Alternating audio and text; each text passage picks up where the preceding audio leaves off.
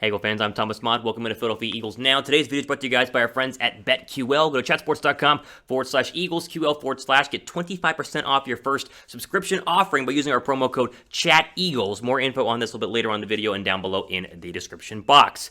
All right, well, we got to do this, and I don't want to do this. I don't have to talk about the Cowboys just thumping the Eagles last night, but obviously we had to do a reaction video. And listen, the initial reaction is the Eagles got outworked. They got outmatched. The offense looked completely outgunned. The defense got ran all over the place. The play calling was bad. The coaches seemed, in over their heads. It was just a total beatdown. And what the worst part is that it's a make or break game. If Philadelphia looks competent in that game, then, the sky's the limit going forward. And yet they looked so bad that suddenly we start to kind of reflect on, wait a second, maybe Jalen Hurts isn't that good. Maybe the defensive line, suddenly without Brandon Graham, isn't that good. Maybe the secondary got worked last night by CeeDee Lamb and Amari Cooper. Like, all these, maybe Nick Sirianni's not a great play caller. Maybe Jonathan Gannon's not a great defensive coordinator. Like, it just creates so many question marks, and it's even worse that it's Dallas. And let's just get that out of the way right now. You know how it works. Eagles-Cowboy week. If your Eagles start to lose and the Cowboys start to win, all those Dallas Cowboy fans just kind of slide their way into your DMs and into your text messages, and so you're fighting them off during the game. It's just, oh my gosh, it was bad. It was really bad. 41-21. The score was really not that close. It should have been a lot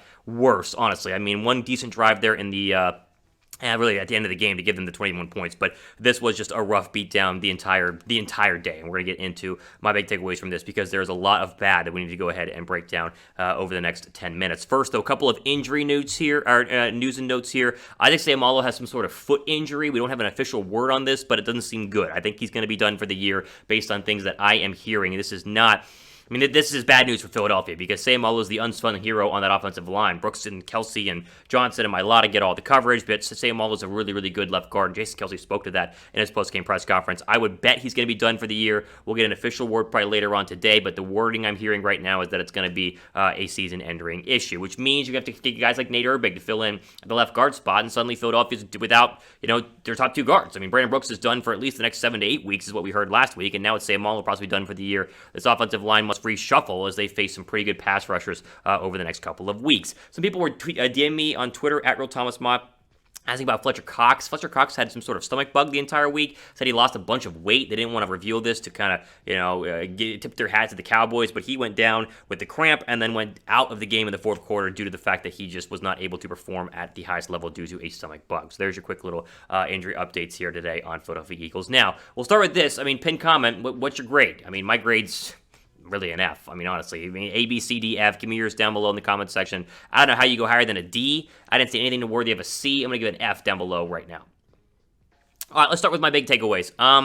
We just got to say it, and I don't want to say this because I still believe in him, but Jalen Hurts looked rough, and Jalen Hurts looked, lost at times. He missed a lot of open throws, and he committed the two big sins of the night. That was the first turnover on the drive that they could have. They were driving down the football field, and underthrown ball to Jalen Reagor. Didn't need to do that. And then, of course, the pick six, which even if DeVonta Smith doesn't fall down, it still is an iffy pass to say the least. And there were a couple crossing routes where he's got to make some plays. And now I don't think he was bad last night. The numbers are a little bit, skewed because he did have some garbage time plays when the Cowboys defense was already checked out. But Hurts has work to do, and he spoke to that in the press conference. There's a great quote out right now saying that, you don't look at the bleep after you take a dump, you just kind of move on to the next one. But he's I don't think we're at the point right now in his career, and I hope we're going to get there. And I don't know. We're not at a point where he can carry you. Like Dak Prescott clearly showed that he's the best quarterback on the football field, and he can carry the team regardless of if the team is, firing on all cylinders. When the team fires on all cylinders, Hurts can easily carry the football team. We saw that in week 1, and we saw it at times early on in week 2 against the 49ers. But when things are going badly,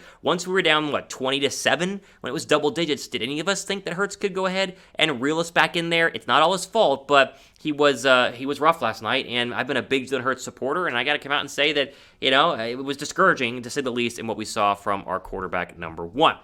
Number 2, in terms of our takeaways, is big, so stay tuned for that because I'm going to rip into Nick Sirianni here in just 1 second. First, though, as I mentioned earlier, of course, BetQL is sponsored for today's video. They have this thing called the Best Bets computer model. Scans over 350,000 unique bets every single year to give you their best bets of the week, and of course, their 5-star bets are just going like crazy. I did not listen to them last week. I bet with my heart instead of my head, didn't use their Best Bets calculator, and bet Philadelphia and lost money. So, don't be like me. Sign up for your subscription of BetQL. We're going to chatsports.com/EaglesQL. want to get started now, here's a little discount code, Chat Eagles, get you 25% off your first offering. More information is going to be down below in the description box, but the app and the website are fantastic. Jump in on this and bet with your head more versus the heart, because the heart is sometimes wrong like it was last night. All right, listen, again, I've been big defenders of Sirianni and Jonathan Gannon. They've done well over the past couple of weeks, but they have a lot of work to do. And Nick Sirianni is going to get the bulk of this, but we'll start with Jonathan Gannon. Jonathan Gannon's defense got completely worked. And I don't know, I mean, they talked a lot about it. Peyton and Eli did during the broadcast. I watched that one about the shell defense the Eagles were playing, where the goal is to get pressure from the front four and play coverage on the backside. And once it was very clear it wasn't going to work, you had to start kind of wondering, why weren't there changes made? Like, why didn't they just load the box? Like, sure, put the corners on islands, see if Slay and Nelson can earn their keep, because they're supposed to be good cornerbacks. Stop the run. I mean, Dak Prescott alone was fantastic, and so maybe it wouldn't have mattered overall, but this defense has got to be able to not let Zeke Elliott and Tony Pollard ball out. I know it's a good offensive line, I know that they're good running backs, but the first 2 weeks, what we've known about Philadelphia is their defense has been really, really good. And then ever since the second half of last week, and then now 4 quarters against Dallas, you start to go, wait a second, this looks like a bad defense. I mean, the linebacking core has been atrocious. Eric Wilson's not been good at all, and the secondary, you know, they're not creating turnovers. And Darius Slay is supposed to be a ball hawk. He's not getting any sort of turnovers. Plus the penalties, Derek Barnett. I mean, Derek Barnett needs to be traded. I think Derek Barnett is an absolute nightmare right now. But the defense as its own is very underwhelming. It's very rough to watch, and you just kind of go, Jonathan Gannon, you got work to do, because the injuries are piling up, and it's not going to get any easier when you play the Chiefs next week, which is a better offense than the Dallas Cowboys. In terms of Nick Sirianni, here's the deal.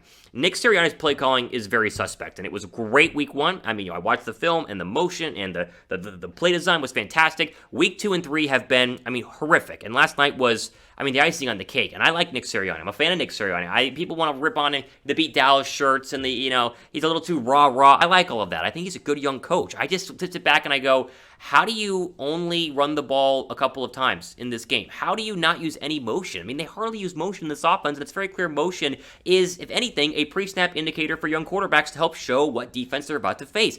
A lot of these play calls, and let me say this, they get into the third down and short, and they wet the bed. I mean, they wet the bed hard. They do not have good play calls for 3rd down and 3 to 3rd down and 8. Plus the penalties, a season high already for Philadelphia. What was it, 12-13 last night? That's coaching. I mean, that's discipline.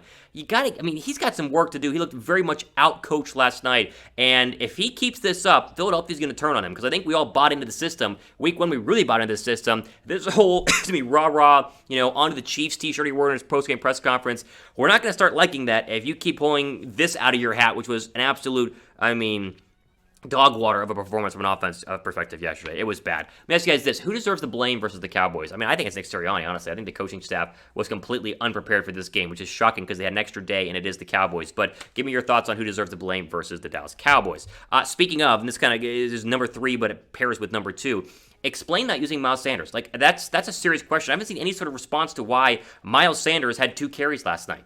Literally, like, this doesn't make sense. It's not. I know you were down 7-7 or 7-0, but it was 7-7, and even when it was 20-7, you can run the football. I mean, there was like 3.5 quarters left. It was ridiculous how they get away from the run. They did it last week against the 49ers. They did it again this week. This is not a team that needs to drop back and throw the football 40 times. They don't have great receivers on the outside, at least so far, and Jalen Hurts has not been a great quarterback so far. Miles Sanders might be the best weapon you have on offense. Use him. It doesn't make sense that Jalen Hurts is your leading rusher when Sanders had 2 carries and averaged like 13 yards per rush. Like, that makes... It's been a problem with Miles Sanders forever. Like, they don't use him, and it doesn't make any sense. Like, they draft Kenny Gainwell, he gets 1 touch. They have Miles Sanders, he's supposed to be his feature back, barely even given the football.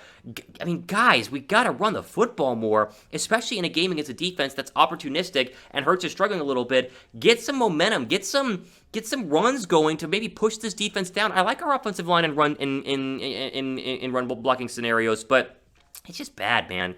That was rough last night. The fact that, I think I tweeted this, 2 carries for Miles Sanders all game is criminal. And I get it when the game's out of reach, but early on, you just can't do that. You cannot do that at all.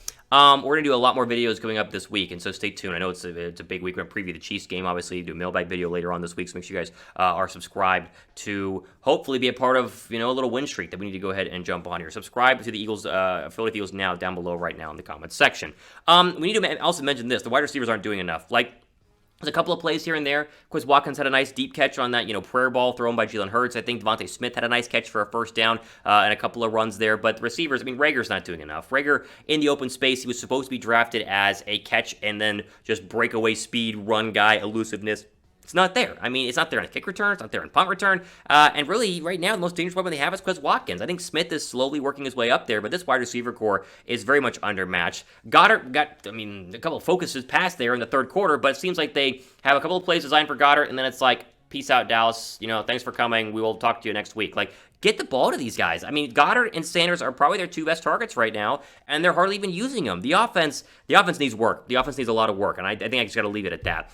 What's your concern level right now with this offense? Mine is scale 1 to 10. Mine's at an 8 or a 9. We got to see a 25-plus point performance against a bad Chiefs defense on Sunday, or else we're going to be really hitting the panic button. What's your concern level? Give it to me down below in the comments section. As I mentioned, I lost money last night betting on Philadelphia, but I'm going to win some money this week with our friends at BetMGM. You guys want to jump in on this offer, too, to get a free year of BetQL, go to chatsports.com/EaglesMGM/. Sign up and create your BetMGM account. Deposit $10 into your account. Bet the $10. You'll receive a free year of BetQL within 24 hours of your wager settling. That way you don't bet with your heart, you bet with your head, and use the best bets computer model that BetQL gives you, as we talked about earlier on in the video. All right, final takeaway.